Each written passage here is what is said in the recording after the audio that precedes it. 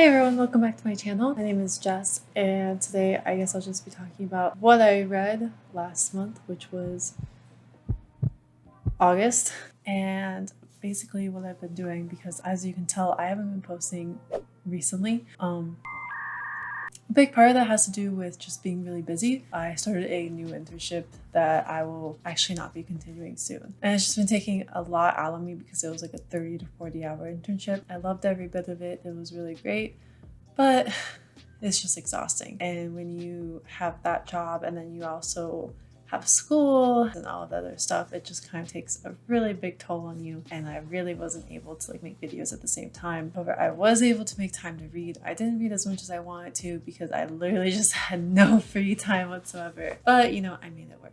And so I guess we'll just be going over that. And I also just wanted to go over I guess mental health as well, just because I've been needing to take a little bit more time to myself with, you know, a lot of my time being taken by work and school.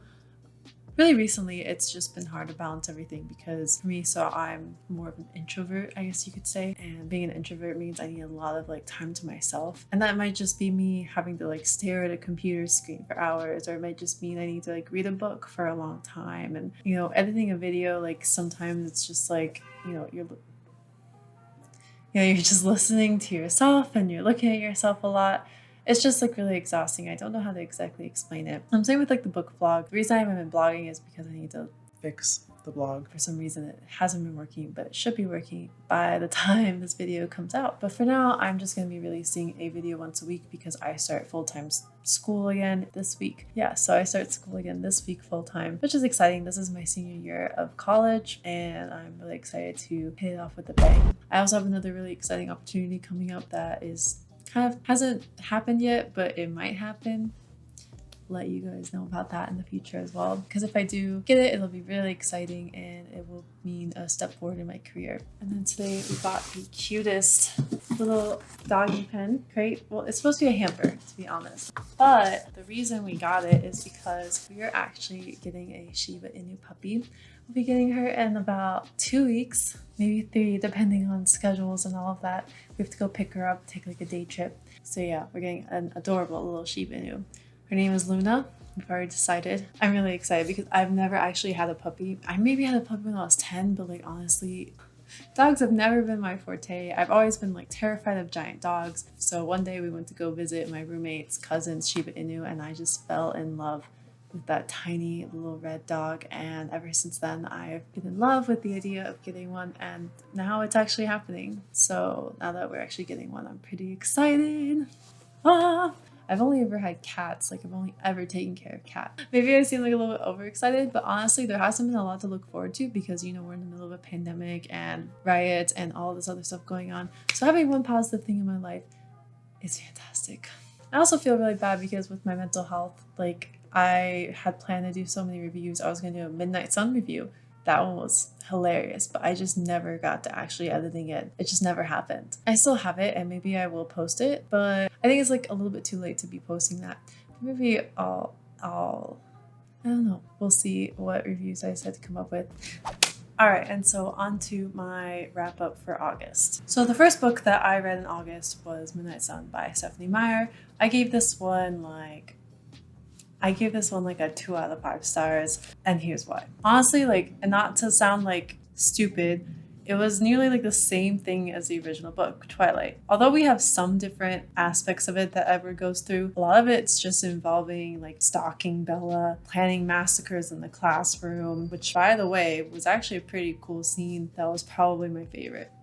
Anyways, it actually showed a true predator side to the vampires rather than the romanticized version that we always got in the original books. But I don't know, I was just bored throughout the entire thing besides that scene in the classroom. I mean, a big part of it is that Edward is very self-loathing throughout the entire book. You can't go a page without him saying something about himself or him hating on himself. So that got a little bit annoying. And honestly, the pomegranate references were just so unnecessary. I did not see the relevant elements to the story. I know it was probably added so that it would add some diversity and like add some different aspect to the story that wasn't the original Twilight. But all I saw was that it was a reference to the cover. I feel like the cover and the name of the book were chosen before the book was actually written, which is what happened, by the way, because she was writing it and it got revealed, but that was the original name of it. So it makes sense, but they just felt so forced that I just cringed every time I read about Hades and Persephone. I can't say the name right. Not gonna worry about it now. Like, we got so many of those references, and then like the pomegranate seeds, and by the way, that cover was so ugly. I really wish that we had delved into some of the side character stories. I know we did to like an extent, but you know, I honestly would like to talk about the fact that, you know, Jasper was in the Confederacy. I feel like that boy was on the wrong side, and I feel like that needs to get explained a little bit more. Maybe I'm wrong, but I feel like that'd be really interesting to know why he was on that side of the war. Or maybe it was like an error. Maybe the author just didn't know or wasn't aware, didn't do the history research.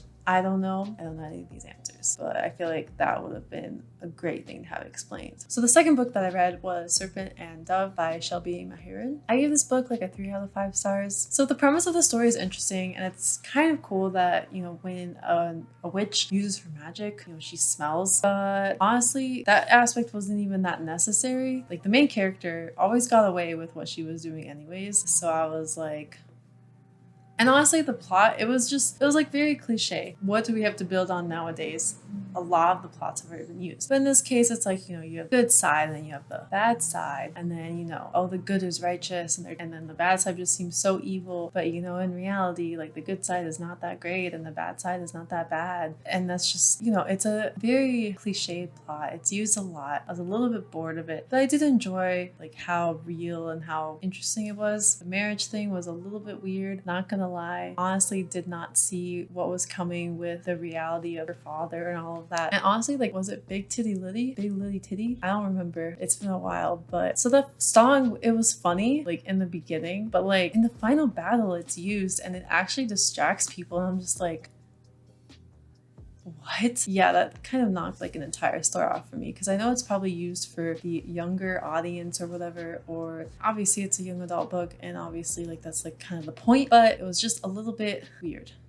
And finally, I read the entire Caraval series. I would rate the entire series like a 2.5 out of 3 stars. The entire series just wasn't cohesive. You know, you start the first book with Scarlett's point of view, and this is like a very innocent, very like family focused kind of book. You get no hints as to what's to come in the second and third book with like the fates and all of this other stuff. And it just kind of like hits you in the face in the second book, because there was almost no hints in the first book of this. You know, it's completely focused on their family. And then I'm sitting here in the second and third book waiting for some kind of reference back to their father, but I guess because of the first book, he's just gone. We get no closure for that whatsoever. I'm like, all right, well, that was like the whole idea behind this, is like, you know, they're trying to escape from their father. And then, yeah, I guess the closure is that he will never come back, I guess. But I feel like something should have been resolved from that. Like, there's just so many inconsistencies and like stupid love triangles, and then relatively convenient plot armor that just kind of showed up when it was needed. I kind of just wanted to like tear my hair out. And honestly, I think like it would have been a strong 3.5 star book if the ending of the last book wasn't just so rushed. This is a big issue for a lot of books where, you know, maybe the author is just wanting to rush it and get through the end because, you know, I don't know the reason, but in this case, the ending really needed to be fleshed out. I feel like there could have been a lot more character development throughout the books for things to have happened the way that they did. I don't feel like they were explained very well. I don't feel like there was enough that happened to lead us to that ending. I don't feel like enough of the backstory was revealed, so that jumped it down a lot. Like, I was reading it and I was like, I was just flabbergasted. I'm like, how did we get to this point? This just doesn't make any sense. Honestly, the second book was probably my favorite. It was the most fleshed out, and it made for a really interesting premise. The revelation of who Legend was. Stella was a very interesting character. No offense to Scarlett, but Scarlett was boring. I mean that in the nicest way possible, because she really was very boring. She's like a very prim, very protective sister, but she just wasn't like very dimensional for me. You know, she was very like I know I said one-dimensional before, but the proper term is two-dimensional. So let's fix that. She's a very two-dimensional character. She did not have a lot of attributes added onto her. She was just this kind, innocent girl who does what she needs to do for her family. And I get that, but it's like Tella was just so much more interesting than her. So yeah, and I've also decided not to do a TBR because honestly, I never follow through. I'm the type of person where if I see a book and if I'm not interested in it, I really don't want to read it. And if I do that, then I just put off the book forever. It just won't happen, like ever. So I've decided to just kind of go with the wind, go with the flow, as one might say, because that's just how I am. But yeah, I hope you guys enjoyed the video today. I know it wasn't like a ton, but I really just wanted to start posting again, give you guys a little bit of an update. So thank you guys so much for watching. If you like the content today, please like and subscribe below. I hope you have a wonderful day.